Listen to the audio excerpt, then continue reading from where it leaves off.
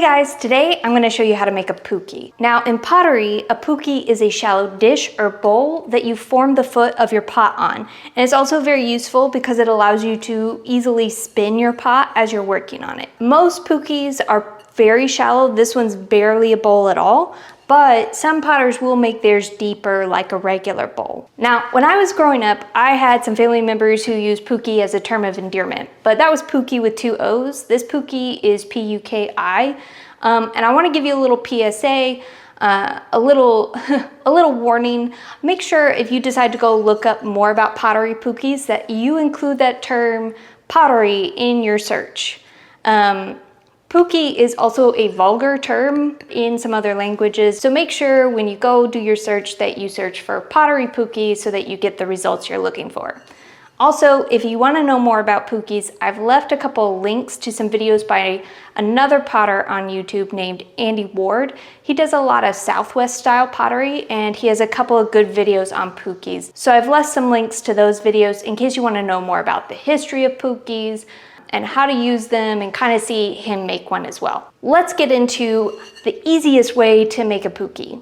The first thing we're going to need to do is just roll out a slab. We don't need a lot of clay to start with. Somewhere between a ½ pound and a pound should work just fine. We're going to aim for this size, which is about the size of a cereal bowl. Is diameter the right word? Circumference? Probably circumference. So I'm just getting this clay into sort of a pancake shape. And then I'll do a little trick where you basically flip the clay and throw it down a couple of times to start stretching it out. Notice, depending on how I throw the clay, it can be quiet or it can be very loud.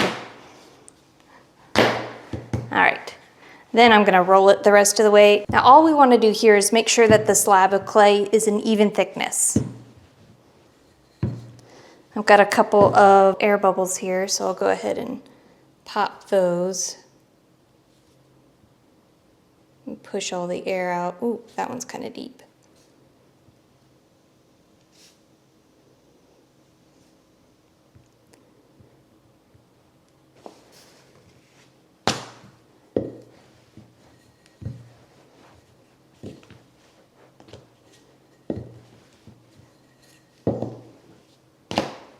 Now, if you have some spacers to help you make sure that thickness of your slab is uniform, those can be helpful. These are just little paint stirrers / rulers that happen to be the right thickness for me. So I can just double check this, and I'm not even touching the clay, so I've already rolled it as thin as I want.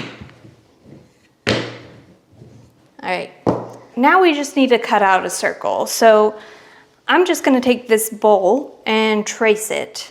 That's gonna be an easy way to do this. You could also use a compass to draw a perfect circle.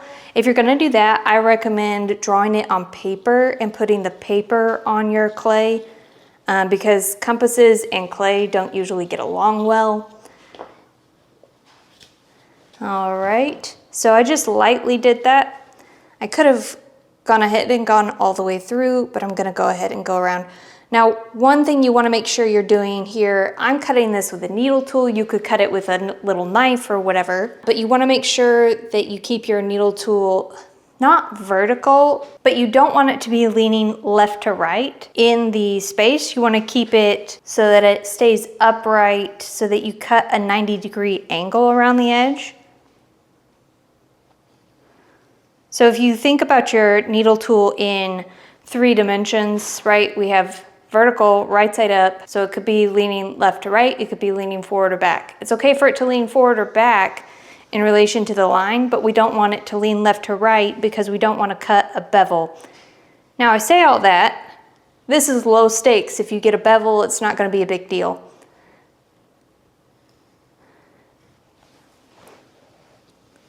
Okay, just take that away. Okay, and then we've got a nice slab. Now, the truly easiest way to make a puki is to borrow one and just lay your slab on it to shape it. So if you have a friend with a puki or you work in a shared studio where you can borrow one, do that. That's gonna be the best way. But if the puki's there, are not the depth that you're wanting. They're too shallow or too deep, or maybe you just don't have access to that. If you have a slump mold, a round slump mold is gonna be your next best thing. This one, however, is an oval, so I'm not gonna use this. If you have a bowl that happens to be the right shape, you can slump your clay over that bowl. This one is not as round as I would like. It's flat across the bottom and then curves right at the edge. And I want my whole thing to be one continuous curve, so that's not gonna work for me. You could also throw a mold. So you could throw a nice dish on the wheel or make a hump mold for that. In that case, you could really just stop at throwing the dish and have a thrown Puki. But we're doing hand building, and now I'm gonna show you how to make a Puki if you don't have any of those options, if you're doing this completely from scratch. So what I'm gonna do is take a bucket and some plastic. This bucket is one of the ones that I typically use to put water in when I'm throwing or hand building. And then I'm gonna get some plastic. Now this is a bag, and I'm gonna see if my bucket can slide into this bag real quick. There we go. And now I'm going to take my slab and I'm just gonna lay it on the plastic in the bucket, and then I'm gonna pull on the plastic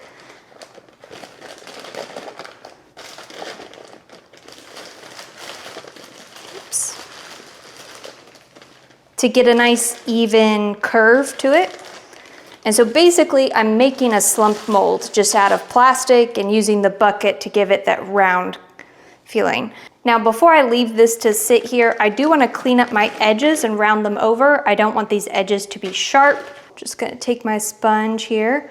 And these don't have to be beautiful because they're not really part of anything. It's not a finished pot. This is just a tool. But I just want them to be rounded over enough that I'm not gonna hurt myself. The other thing I'm gonna do is I'm gonna smooth this with a rib. So whenever I roll a slab on this board, the slab usually takes up the texture of the board, so it gets like this woven canvas texture on it. And I don't wanna have that on the Puki because I don't want it to be transferred to every pot that I make with this Puki. So I'm just gonna smooth it with the rib. Now, to use a rib to smooth, you just wanna hold it gently and you wanna pull it across the clay towards you, and you always want to pull it at 45 degrees. So you're not trying to do it right side up, you're trying to let it lean a little bit, and 45 degrees is halfway between vertical and horizontal. And it's not like anybody's coming around and measuring that. I'm just saying that so that you have a mental picture and hopefully go along with what you're seeing on the screen.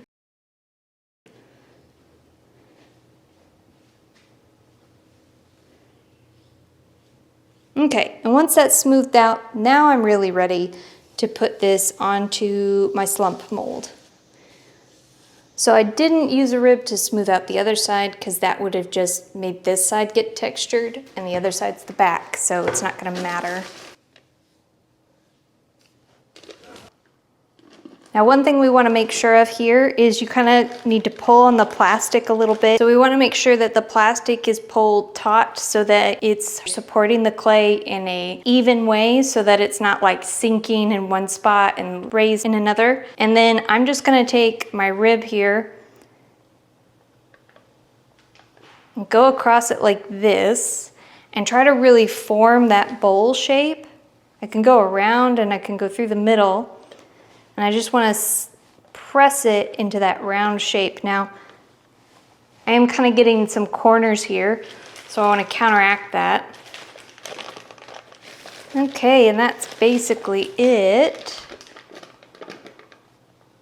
Just kind of making sure that the middle is pressed down more than the edges. Now, I'll admit, all those steps are easy until you get to pulling the plastic just right to make the Puki symmetrical and round. Doing handmade things perfectly is just not really possible. So for anybody out there who's a perfectionist and feeling a bit triggered, I'm sorry. Just do your best and let the rest go. One thing you can try to make this more perfect, after you've kind of set it up and you've left, come back in a couple hours when it's had some time to dry and it's getting closer to leather hard. You can come back and use a rib to help round it out more and really get that shape perfected. You can also just come back and check on it and pull on it and make sure that the plastic hasn't sunken or done something weird that you didn't expect while you were gone. And if you get back to your Puki, you take it off the plastic and it's not as round as you would like, guess what? You can recycle it. You don't have to fire it, and the second time you do it, you'll be better at it. So now all we need to do is let this sit until it is bone dry, and then we'll fire it. But you only bisque fire it. You don't want to glaze a Puki because you want it to stay bisqueware and to stay porous. The clay being porous helps when you're building on it. It allows it to release the wet clay instead of forming sort of a suction between the wet clay and the smooth surface. And that's it. That's really all the steps in how to make a Puki. So now you know how, you can go out and make one. I'm gonna be using one in the next how to hand build video where we make decorative coil pots. It is completely optional, so you don't have to use one, but if you want to, now you can. All right, see you next time.